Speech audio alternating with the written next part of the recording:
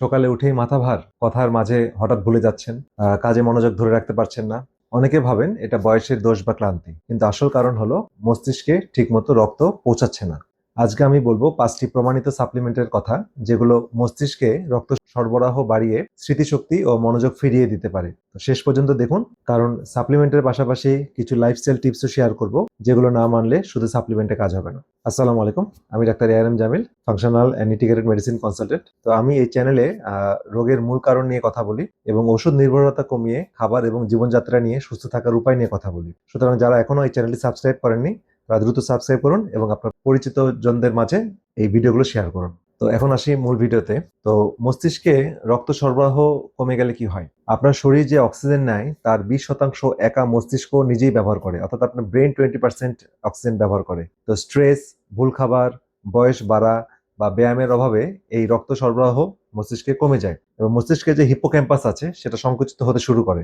তখনই আসছে brain fog, স্মৃতিভ্রম বা ডিমেনশিয়া, বিষণ্ণতা, আপনার অ্যাংজাইটি, স্ট্রেস, ঘুমের সমস্যা বা ইনসোমনিয়া, এই সমস্যাগুলো আসে। তো এখন আসলে এর সমাধান কি? তো 5টি গুরুত্বপূর্ণ সাপ্লিমেন্ট আমি বলেছি যে আজকে বলবো। তো প্রথম যে সাপ্লিমেন্ট আমি বলতে যাচ্ছি সেটা হচ্ছে ম্যাগনেসিয়াম এল-থ্রিওনেট। তো এটি ম্যাগনেসিয়ামের এমন একটি রূপ যা ব্লাড ব্রেন ব্যারিয়ার বা রক্ত এবং মস্তিষ্কের মাঝে যে প্রতিবন্ধক দেয়াল আছে সেটা পার হয়ে সরাসরি মস্তিষ্কে গিয়ে কাজ করে। ব্রেনের এটিপি বা শক্তি উৎপাদন বাড়ায়, ক্ষতিগ্রস্ত স্নায়ু সংযোগ মেরামত করে এবং ফাইট অর ফ্লাইট রেসপন্স বন্ধ করে ভালো ঘুম আনে। পার্কিনসন এবং অ্যালজেমার্সের ঝুঁকিও কমাতে খুবই গুরুত্বপূর্ণ ভূমিকা পালন করে। 2 নম্বর যে সাপ্লিমেন্টটি বলবো সেটা হচ্ছে জিঙ্কো বাইলোবা।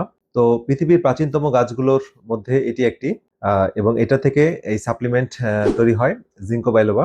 এবং এই জিঙ্কো বাইলোবা মস্তিষ্কে রক্ত প্রবাহ সরাসরি বাড়াতে সাহায্য করে, স্মৃতিশক্তি এবং আমাদের যে শেখার যে ক্ষমতা সেটা বাড়ায়, ডোপামিন বৃদ্ধি করে, অ্যাংজাইটি কমায় এবং এডিএসডি যারা আক্রান্ত আছেন তাদের ক্ষেত্রেও এটা খুবই কার্যকর।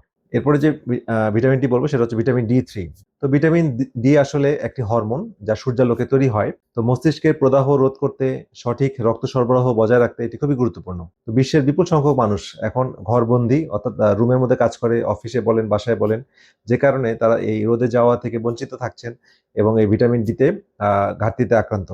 এর ফলে রাতের ঘুম ভেঙে যাচ্ছে, কর্টিসল লেভেল বেড়ে যাচ্ছে, বিষণ্ণতা তৈরি হচ্ছে। 4 নম্বর যে সাপ্লিমেন্টটি বলবো সেটা হচ্ছে বেনফোটিয়ামিন।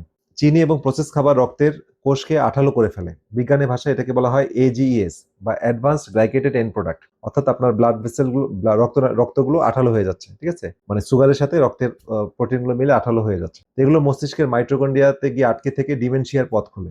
ভিটামিন বি 1 এর এই বিশেষ ফর্মটি, ঠিক আছে, এই সেই ক্ষতি থেকে স্নায়ুকোষকে রক্ষা করে এবং মস্তিষ্ক এবং স্নায়ুতন্ত্রে রক্ত চলাচল মানে ইমপ্রুভ করে। 5 নম্বর যে সাপ্লিমেন্টটি বলবো সেটা হচ্ছে সিডিপি কোলিন বা সিটি কোলিন।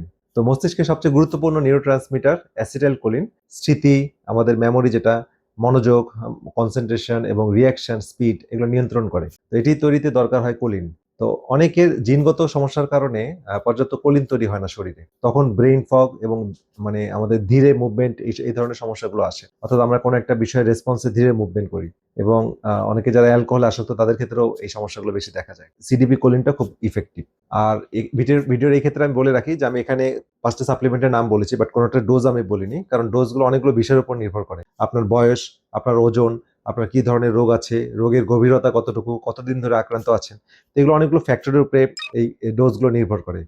সুতরাং এটার আপনার চিকিৎসকই ফাইনাল সিদ্ধান্ত নেবেন। তো চিকিৎসকের তত্ত্বাবধানে থেকে আপনার এই সাপ্লিমেন্টগুলো নিতে পারেন এবং আপনার খুব ভালো রেজাল্ট পাবেন। এখন আমি বলবো খুবই গুরুত্বপূর্ণ কিছু লাইফস্টাইল টিপস, যেগুলো আপনার এই সাপ্লিমেন্টের পাশাপাশি আপনার জীবনের সঙ্গী হিসেবে এদেরকে নিয়ে নিতে হবে। তো প্রথমে হচ্ছে নিয়মিত হাঁটতে হবে বা ব্যায়াম করতে হবে। তো এর মাধ্যমে মস্তিষ্কে রক্ত প্রবাহ ভালো থাকবে। দ্বিতীয়ত হচ্ছে যারা অ্যালকোহল বা ধূমপানে আসক্ত তাদের অবশ্যই সেটাকে অ্যাভয়েড করতে হবে, কারণ এই ধরনের কাজ বা খাবার বা অভ্যাস আপনার মস্তিষ্ককে সংকুচিত করে। 3 নম্বর হচ্ছে সোডা বা প্যাকেট জাতীয় জুস এড়িয়ে চলতে হবে, কারণ এটা স্ট্রোক এবং ডিমেনশিয়ার ঝুঁকি বাড়ায়। 4 নম্বর হচ্ছে সামুদ্রিক মাছ বেশি পরিমাণে খেতে হবে, কারণ এটার মধ্যে একটা ডিএচএ উপাদান আছে যেটা মস্তিষ্ক পুনর্গঠনে সরাসরি কাজ করে। 7 নম্বর হচ্ছে রাতে 7 থেকে 8 ঘন্টা ঘুমাতে হবে, কারণ এই সময় ব্রেনের মধ্যে একটা গ্লিমফেটিক সিস্টেম নামে একটা সিস্টেম আছে যেটা মস্তিষ্কের ভিতরে যে টক্সিনগুলো জমতে থাকে, বর্জ্য জমতে থাকে, সেগুলো পরিষ্কার করে এই সিস্টেমের মাধ্যমে।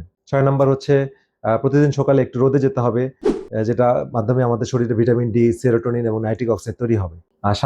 নাম্বার বা শেষ যে লাইফস্টাইলটা জীবনের সঙ্গী করে নিতে হবে সেটা হচ্ছে খাবারে হলুদ, আদা, রসুন এবং দারুচিনি যোগ করতে হবে। এগুলো মস্তিষ্কে রক্ত প্রবাহ এবং অ্যান্টিঅক্সিডেন্ট বাড়াতে সাহায্য করবে। তো আজকে ভিডিওটা এখানে শেষ করছি। তো শেষ করার আগে ভিডিওটা ভালো লাগলে অবশ্যই ভিডিওটি লাইক করবেন এবং শেয়ার করবেন কোনো প্রিয়জনের সাথে, এবং চ্যানেলটি সাবস্ক্রাইব করতে এবং বেল আইকনটি চেপে দিতে ভুল করবেন না। বেল আইকনটি চেপে দিলে পরবর্তী ভিডিও আপলোড করার সঙ্গে সঙ্গে আপনারা পেয়ে যাবেন। তো ঠিক আছে, সবাই ভালো থাকেন, সুস্থ থাকেন। দেখা হবে পরবর্তী ভিডিওতে আরো কোনো গুরুত্বপূর্ণ টপিকস নিয়ে। সে পর্যন্ত সবাই ভালো থাকেন, সুস্থ থাকেন। আল্লাহ হাফেজ।